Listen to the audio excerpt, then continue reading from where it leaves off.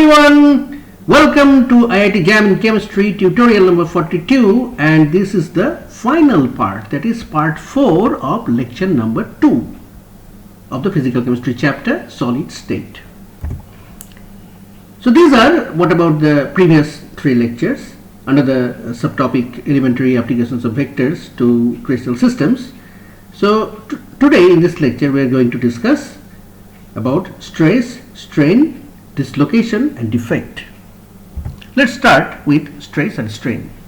Vectors are used here to describe the stress, that is force, and strain, that is deformation within a crystal.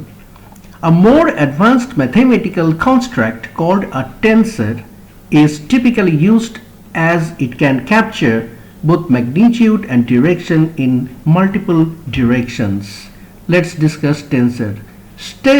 Stress is a tensor which describes the density of forces acting on all surfaces passing through a point. Here look at this picture of this crystal or unit cell where different types of vectors, force vectors are acting. S1 stress, S13, S12, S21, S23. These are the different stresses in which are described in 3 dimension here. Now here this is tensor transformation, that is rotation of axis taking place, and finally you get the principal stress tensor.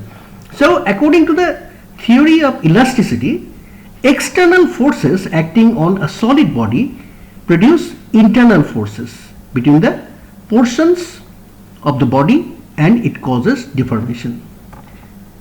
Now if the external force do not exceed a certain limit, then the deformation disappears once the forces are removed.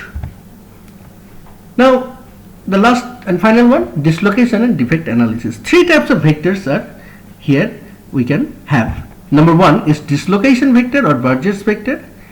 It describes the magnitude and direction of the lattice distortion resulting from dislocation in a crystal lattice. Number 2, defect vectors.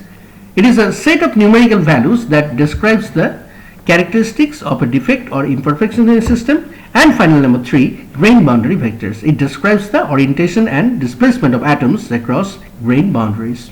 So by using vectors to analyze defects, what we can do? We can understand material strength, ductility and brittleness. We know about strength, but what is ductility? Ductility is the tendency of a material to deform or bend without breaking. What is brittleness? Brittleness is the tendency of a material to break when it is stressed but with little deformation. Number 2, we can study crystal growth and nucleation. That means a crystal is growing up. The process of growing up of a crystal we can understand, we can analyze. Number 3, we can analyze material degradation and failure mechanisms. It is actually the gradual deterioration or breakdown of a material's properties over time, which is often caused by environmental factors like heat, chemicals or stress. And failure mechanism, it is the specific physical process of that degradation process. And number 4, we can also design materials with improved properties. We can improve their strength, we can improve their conductivity, etc. So that's all about vectors, elementary application of vectors in crystal systems. And that's all about lecture number 2. We have divided this lecture number 2 in 4 parts. Now we shall move on to lecture number 3 in the next lecture. So thank you and have a nice day.